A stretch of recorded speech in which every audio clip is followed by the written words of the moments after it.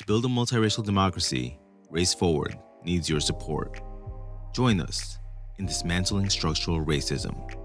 By texting RFPOD to 44321, you can help us make more episodes about important racial justice conversations. Support by donating $24 in 2024, a pivotal year for our work together. All donations are tax deductible. Again, support our work by texting RFPOD to 44321.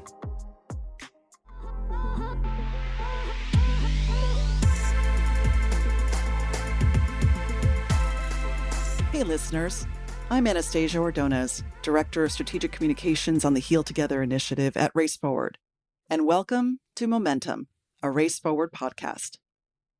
Public education in the United States was founded on the principle that a quality education for all is critical to our democracy and the well-being of future generations. Despite this founding principle, public education has long served as a battleground for ideological conflicts grounded in inequity and racism. From the denial of public funding for freedmen schools, to the racial segregation of schools in the early 20th century, to the ongoing debates over curriculum content and book bans, questions of who gets educated with public tax dollars and how have been hotly debated. In 2020, in the midst of the pandemic and a national reckoning on racial justice, far-right activists and politicians fueled a movement to reverse decades of progress made since Brown versus Board of Education for more equitable and inclusive public schools. This quote-unquote backlash incited moral panic over issues of race, gender, and sexual orientation, casting them as quote-unquote threats and unleashing the quote-unquote culture wars. In the years that have followed, education institutions and educators have been targeted using tactics meant to distract and divide, resulting in censorship and whitewashing of school curricula, book bans, anti-LGBTQ legislation, and more. As a response, in 2022, Race Forward launched Heal Together, a movement of students, educators, parents, and school board members in school districts across the United States who believe that an honest, equitable, and fully funded public education is the foundation for a just, multiracial democracy. The National Education Association, known as the NEA, the largest teachers' union in the nation, has begun working more closely with Heal Together in that shared belief and mission. As the quote-unquote culture wars are set to take center stage in the upcoming 2024 election season, the stakes in the fight for an honest public education and democracy are very high. In this episode, I speak with Becky Pringle, President of the National Education Association, to discuss the racial justice issues we must all advocate for and the next phase of the work in fighting for education justice and democracy.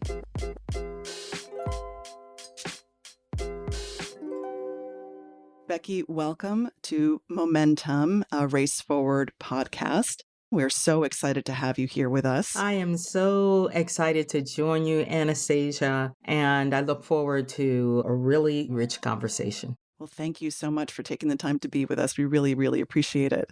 First, I just want to talk a little bit about your work at the NEA.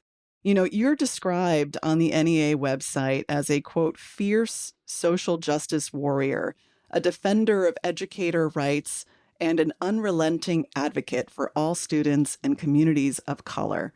And those of us who've heard you speak can call you a partner in the education justice movement. And, you know, we would definitely agree with that description. Prior to being elected president, you served in several leadership roles within the union, including directing the NEA's work to highlight and to stop inequity in our education system. You were then elected president of the NEA in 2020, just as the COVID pandemic was raging through our communities and the murder of George Floyd rocked the nation. How has your tenure at the NEA and the political moment of these past few years shaped your current role as president, do you think? We always say to elected leaders who are looking at, aspiring to, running for elected positions within the NEA, you will never know what it is like until you're sitting in the seat. And we do an incredible job at the NEA preparing leaders. We believe in that, making sure, in particular, we're preparing leaders of color and women, certainly given the makeup of our union being, almost 80% women. And so we take that work very seriously. But until you sit in the seat, you don't know. Now, no one expected to be sitting in this seat in the middle of a raging pandemic. At the NEA, we have a convention every year, 7,000 educators from all over the country and around the world. Wow. And we set the policy, those 7,000 delegates of the RA, and it's a spectacular event. And part of that is electing the president and cheering and yelling and screaming and balloons. It's amazing. And so you can imagine the anticipation. And I gave my acceptance speech in my living room with my 2 children and their spouses and my 2 grandchildren and their 2 dogs. That was the beginning of my presidency. And as we in the education community first were the heroes, as we fought to make sure that our students were safe and our families were safe and fought for HVAC systems, is that something I thought I was going to be doing? No. But trying to improve the air quality in schools and having the tools, following the guidance of the CDC, all of that was not on my list of things that I needed to know about, learn about, and then advocate for. And so as I started my presidency from that place, it was important for me, Anastasia, to ground myself in my own core values and in the mission of the NEA. As I articulated the vision that I wanted to lay out for my members, even in that pandemic, even as we went through what some call, this country's reckoning with the killing of George Floyd. Not sure we have reckoned. In fact, I know we have not yet. we can get back to that. It was important as I took on issues and challenges I never thought I would, that I grounded myself in that. And the vision that I articulated for this union was that we would reclaim public education as a common good, as the foundation of our democracy. But we couldn't stop there, because I know personally in my own educational experience and in my 31 years teaching middle school, this is what I know, that public education was never designed for people who look like me. It wasn't designed for students with disabilities. It wasn't designed to make a safe place for LGBTQ plus students. It wasn't designed for those students and families who were living in generational poverty. It just wasn't designed for that. So we couldn't just promote public education as a common good and as a foundation of this democracy. We had to transform it into something it was never designed to be, a racially and socially just and equitable system that prepares every student, everyone, to succeed in a diverse and interdependent world. So as I grounded myself in that, I knew necessarily in the middle of a pandemic, I had to fight for equity and access for those students and their families and communities that have been marginalized forever. People talked about the bright light shining on inequities. We already knew those existed. Folks were ignoring it. That's what was happening. But of course, the pandemic made it worse, because the pandemic made everything worse. But grounded in that, I made decisions and advocated for our students and our members, organized them around those kinds of fights that we didn't think we were going to have to take on, but we did. And that prepared us to really lean into our work on racial justice when George Floyd was killed. That's how I grounded myself in something I didn't expect to be leading on in my presidency, and I do to this day. That's incredible, Becky. And I think, your passion and your vision and your dedication to educators around the country is so clear in the way that you talk and you communicate about these issues.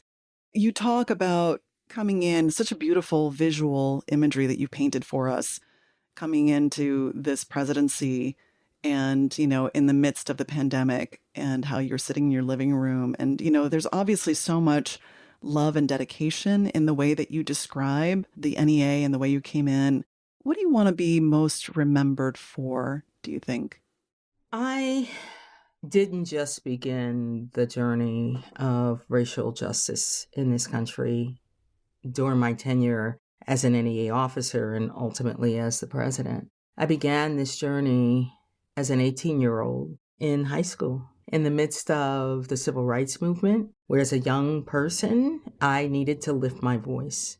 That continued and really expanded when I got into college. And I wanted to make sure that my college was leaning into making available Black Studies, Black Studies department, educators who were certified and qualified to teach it to us, creating that spaces for Black students to lift up their voice and demonstrate their power. And so I started that way. I have always been a member of a union. My dad and my mom, both educators. My father, a history teacher. My mom was an education support professional. She was a head cook at a Head Start Center in Philadelphia. So they were union members. My grandfather was a union member. He worked on railroads. So he was part of the Brotherhood of Porters. So it's in your bones. It's in my bones. Exactly. That's exactly right. So there was never any question. Wasn't even a question. Where's the form? Let me sign up. But I started as a young teacher with young children. And so as mothers, and we're working really hard as a union to change that. So young mothers believe that there is a place for leadership and we will provide that for them as they raise children, because that load, unfortunately, still does weigh more heavily on women than it does on men. And so I wasn't thinking about becoming involved in the union. I taught science. This is my goal. I taught 8th grade. In Pennsylvania, which differs from state to state, the graduation requirement in Pennsylvania was that you had 2 years of science in high school. So I set as my goal as a middle school 8th grade science teacher that I was going to have my students love science so much and see its connection to everything in their natural world, and it didn't matter what they were going to become, that they understood that science was a part of everything. I love that. And they wanted to continue. They would take at least 3 or 4 years of science. That was my goal. And so to reach that goal, I had to find out. So I followed my kids. And one of the disappointing things I saw in Anastasia was that my Black students, not only were they not taking more than 2 years, but they were not in AP science courses. They were disproportionately represented in special education courses. And I said, this is not okay. And I have to do something about it. And so I started then what we called a Math Science Challenge. And it was for our Black students there to get them ready to take those higher level courses in middle school. And so my union president, the local president at the time, came to me and she said, Becky, you really need to become involved in the union, because I had stood up in front of God in the 6 o'clock news taking on my superintendent because she wanted to put 33 kids, Anastasia, in my son's kindergarten class. That's not okay. So they were interviewing me and all of this. She said, Becky, you need to get involved in the union for 2 reasons. You got a big mouth. And we might not have to save your job because you just took on the superintendent in front of everybody. And I said, ooh, okay, let me do that. But she did the perfect thing. She said, what are you interested in? And I said, I know this is not what the union usually does, but I want to address the gaps in achievement of our students of color and their counterparts. That's what I want to do. And she said, you're right. We don't have a committee for that or anything, but if you'll do it, we will partner with you. And that's what we did. We started that work as a union before I had any position in my local. And so I've been fighting this battle for a really, really long time. And I have the honor now to do it at a national level and to see our amazing educators lean in and build their racial and social justice muscles in ways that are impacting our students every day. So it sounds to me, when I hear you describe your past, that you've really been dedicated for so long to making a positive difference in students' lives, right? And making sure that, we can do away with the achievement gaps, that we can do away with the inequity that exists, in a lot of our public education system, just like in many other systems, right? And that is just a, incredible vision that you have carried for so long that clearly has come out now as president of the NEA. And we're so proud to be working with you I want to talk a little bit, we're just talking about you and your experience and your sort of personal drive. And if it's okay with you, I'd like to shift the conversation a little bit to talk about some of the issues that the NEA has been out in front of over the past few years. Obviously, there are many critical issues that are impacting public schools and public education that seem to be intensifying over the past few years. And we're going to get into that a little bit later in this conversation. But right now, I'm curious if you could maybe highlight some of the most critical issues that you see facing public education today, and how is the NEA navigating those? The most critical issue is that public education itself is under assault. And we're not the only public institution in the country that's under assault. We've seen the assault on media and journalists, and we've seen the assault on healthcare institutions. We've seen the assaults on our government, right?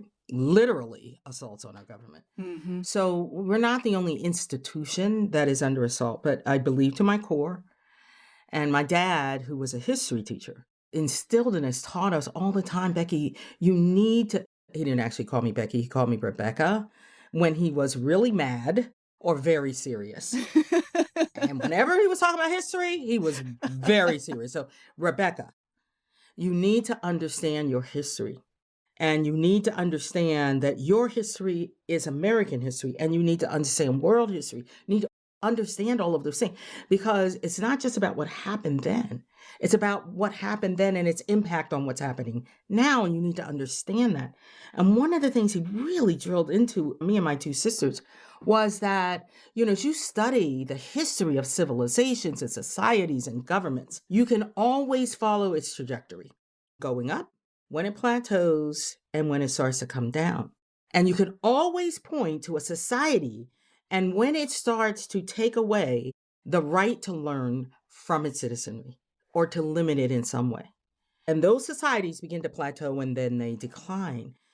And I have to tell you, Anastasia, I have to kind of almost every day look at my calendar and see that it says 2024. Because I cannot believe we're in this moment where we're fighting for the right for our students to learn and teachers to teach. The complete and true history. I'm just shocked by it. Yeah. But I understand, because of my dad, that the attacks are really getting at the public education system that's designed to educate all students.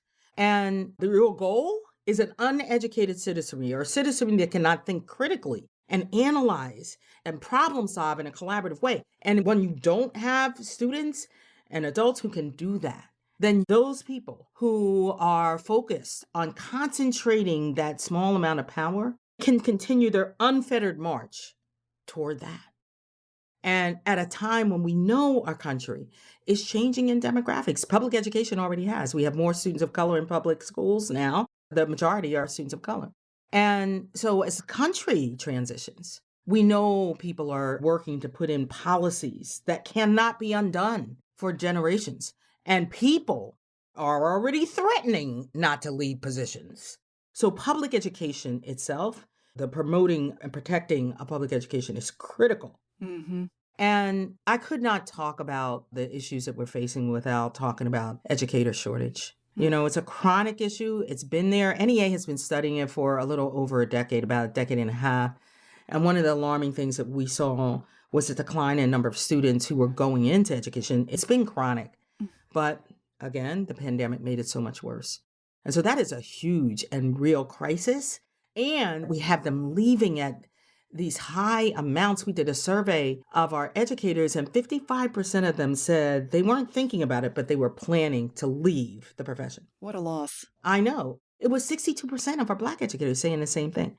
So that is a huge issue. And then the last one, which we'll touch on later, is when I started teaching, I didn't have a clue when I stepped into my first middle school classroom. No, I was a new teacher. I didn't have a clue about a lot of things, but I didn't have a clue that every decision that was made about my kids and my classroom, those decisions were made by someone who was elected or appointed. Mm-hmm. And I quickly learned that it was actually my professional responsibility and my moral obligation to decide who those people are. So that third issue, that critical issue, is that this November, we have to save our democracy. And we have to do it in every election cycle. And that's from the school board level where they're making decisions at that level, all the way up to the White House where they're making decisions at that level about the resources that educators have to do their jobs they love and what students have to meet their individual needs so they can live into their brilliance. So those are the issues that we're facing. You mentioned the educator shortage. And one thing I want to say about that is in every conversation that we at Heal Together have with our communities and groups on the ground who are fighting to protect and promote and, strengthen their public schools, there's always that standout teacher, right? Or educator, of any kind, substitute teacher, sometimes, custodians, it doesn't matter. There's always a story of an educator that really made a difference in your life, right? That helped, maybe turn you around when things were going badly, when you maybe weren't headed in the right direction, or who really instilled in you a love of science or math or any other subject. And it's one of the most heartbreaking pieces of this work, I think, that we are losing so many of our educators. And, we're in a period of crisis right now, right? Where public school districts are struggling to fill, roles for educators. We at Race Forward have been proud to call the NEA a core partner in our effort to support racial justice and education justice efforts in public schools and their communities. And recently we launched a new campaign called Public School Strong. And the NEA is a key partner of that campaign, along with other labor unions like the SEIU and AFT, as well as many other national partners. And I know that we have a shared vision for the future, one where every student attends strong public schools that are free of hate and division, and that support quality educators who can provide all our children with the skill and knowledge they need to thrive now and in the future. And you touched on that a little bit when you were talking earlier. Can you explain why this partnership makes sense to you? So a couple of things. We launched our Promote, Protect, and Strengthen Public Education campaign a little over a year ago. And one of the things we're very clear about, a couple of things. We can't do this work by ourselves. We can't. I mean, we are the largest labor union in this country. We have members in every congressional district.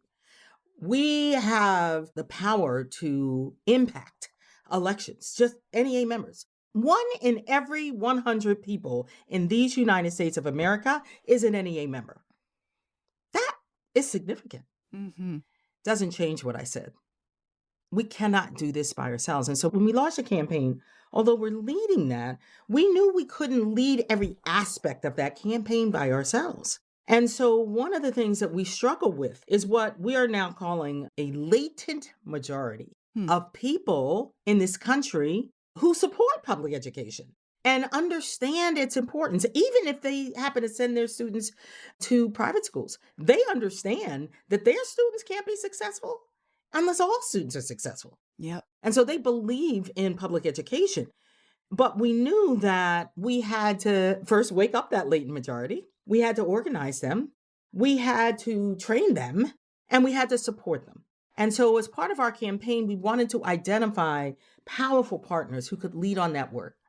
And who better than Race Forward, Heal Together, especially because of the centering of their work in equity and access and opportunity for all students.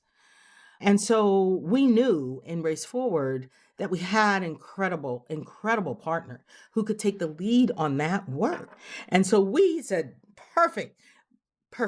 We are going to use our strength, our power, our numbers to support the Public School Strong campaign in every community, in every state across this country. And so I'm excited to let you know that when our 7,000 delegates come together in Philly in a couple of weeks, we have an entire day of our convention devoted to Public School Strong and making sure that they leave that convention ready. And if they haven't yet taken the training, that they will, so that we can reach our goal of having those spokespeople in every district in this country. Every one. That's 14,000. 14,000 school districts. That's right. All over this country, so that we are not just defending against the crazy and the stupid. It also is what we're fighting for. We are fighting for that equity and access and those resources and the educators that our students need. We are fighting for community schools and partnerships that are powerful and sustained. We are fighting for every student being prepared not only for their next educational journey, but they are prepared for life and careers. They're prepared to be the leaders of a just society. That's right, Becky. And, I think it's important to let people know, right, that a majority of Americans, a majority of people in this country actually support teaching the truth about our racial history, right, in our public schools. A majority of the people actually support making sure that every student feels cared for and loved, regardless of their race, regardless of their identity or their background, their social economic class. All of those things are part of who we are, right? It's the diversity of perspective and experience and thought. And when we've put out research, studies that have shown repeatedly that a majority of Americans actually want us to be teaching about, our racial history in our schools. They want us to be supporting those students. And so the voices that you just mentioned that are filled with hate, right, are a very, very small number of individuals. And they are very loud. Yes, they are. Right? They are very vocal, and they show up at school board meetings, and they show up, in our state legislatures demanding these things. But we know that this is not where the majority of people are, right? And so we see this campaign as an opportunity to partner with, the NEA and others who can help us tap into the majority of people here in this country. And those 14,000 school districts, we think we can get there. We think we're going to get there with your help and with the help of so many other amazing national partners who have just, been a part of this campaign. It launched in March. We already have several thousand people who have been trained. And we're just looking forward to really ramping up now that, over the summer and the fall as excitement builds. We are excited too. Thank you. So I want to shift a little bit, just to drill down a little bit more into some of the topics and issues that you mentioned previously. And these are primarily around, sort of racial justice, right? And you mentioned earlier that, public education is built on a promise that has existed in our country for some time.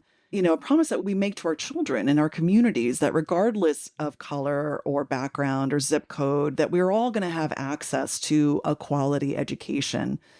But obviously this promise has been broken, right, for so many years and for too many young people, especially those in Black and Brown communities. And so I'm wondering, in your view, what do you think must be done to transform public education into a racially and socially just system that's going to help, every student feel safe and loved and give them the freedom to pursue their dreams? Because we're not just fighting against the public school attacks. We're not just fighting against book bans. We're actually fighting for a vision of a public education system that really supports and welcomes all students, right? So what do you think needs to be done to transform public education in that way? Well, there are a couple of things, and I'll start where we stopped first and go from there. We need advocates of the system of public education, and we need them to raise their voices. So much of what we're doing now together in partnership, it was driven by the threat of taking away, of spreading hate and chaos and all those things, and allowing those few but loud voices to fill the airwaves. But then they were actually instituting policies that were hurting our kids and driving educators from our profession. So it absolutely is necessary that you have those people who are ready to fight for the equity and access that we talked about, and for us to create an equitable system. We first of all need to know what that looks like. We talk a lot about equity, and I think probably everyone has seen the visual of the child who's standing on the shorter box and the child who's standing on the middle box and child who's standing on the higher box, to show that sometimes you need more of a lift to be able to see the baseball game, right? And so when we talk about equity, actually understanding that to ensure that every student has what they need, when they need it, is necessarily going to require that we fund our school system much differently than we do now. It is not an equitably funded school. It's not a funded school system. Let's just start there. And then add equity to it. And there is no question, Anastasia, people always ask me questions like, oh, you just want to throw money at it. That's what you always want to do. My answer to that is, could we just try that? Could we try throwing money at it? Let's try that. Let's stop the bake sales and throw some money at it. Because we have never done that. We have never provided the kind of resources that we need in our public school system, let alone to get to that place of equity so that those students who need more get more. So for us to have a racially and socially just and equitable system, it necessarily means we must address that issue.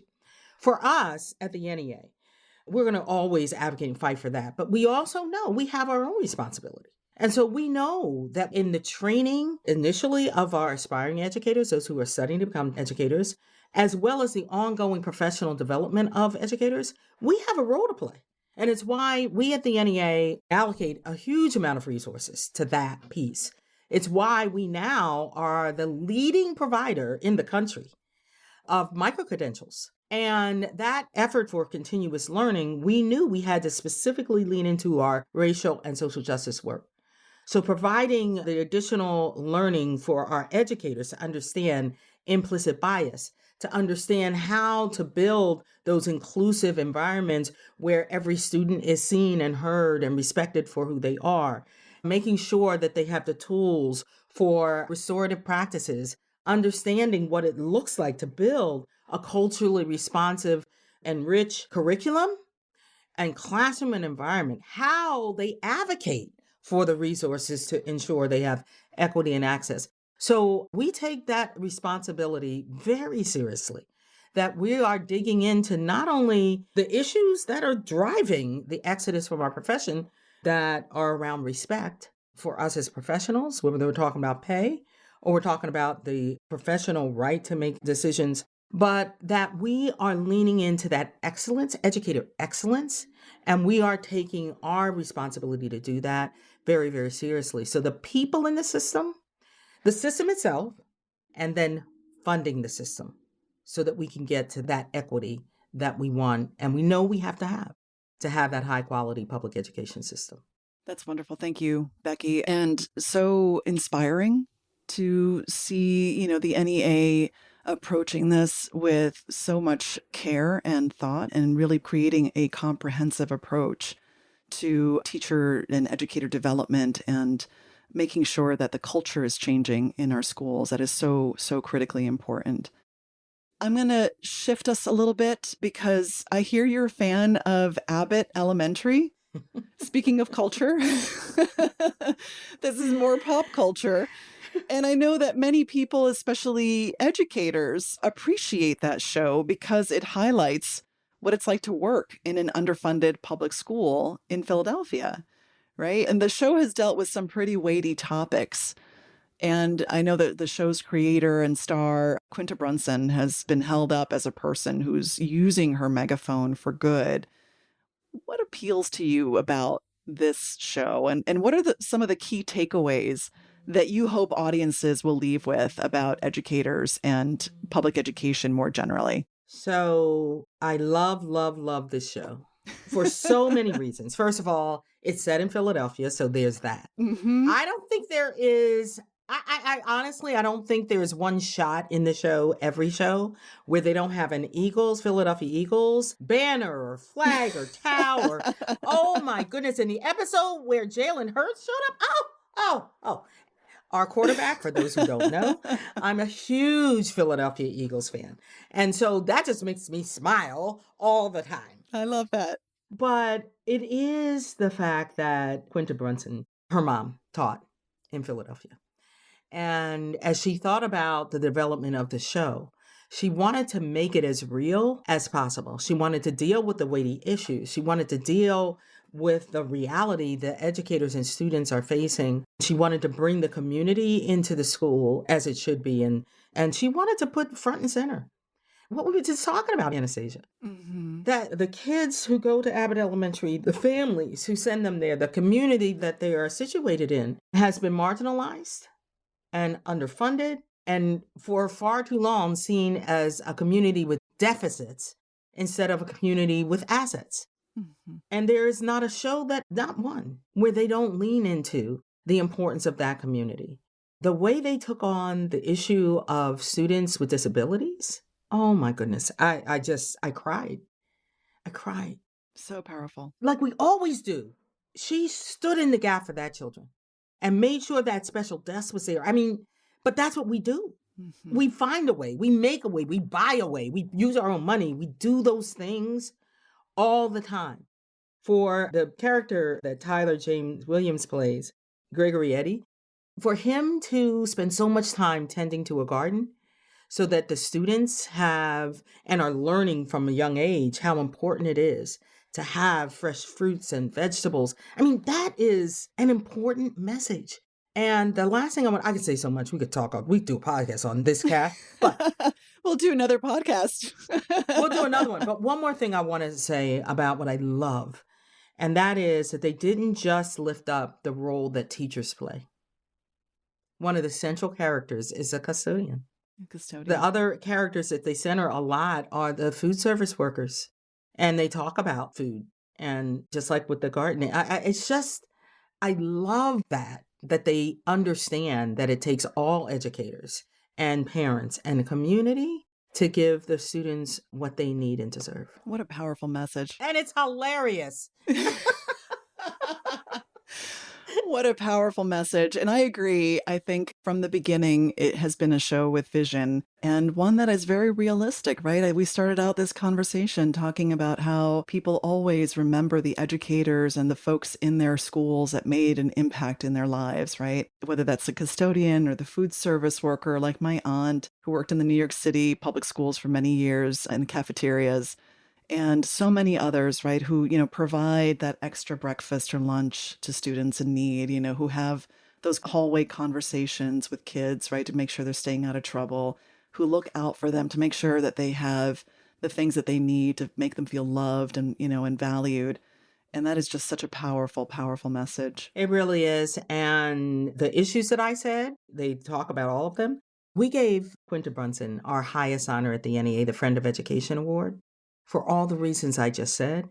And everyone from Tyler James Williams to Lisa Ann Walters to Shirley Ralph have joined our educators in lifting them up because they understand, and they talked about the educator shortage. They understand how important it is to lift up and celebrate our educators. So Lisa Ann Walters, who plays Ms. Shemensky, just joined us a couple of weeks ago for our Teachers of Excellence Gala for the NEA Foundation. Oh, that's great. To lift up and celebrate our teachers and all they do for our students.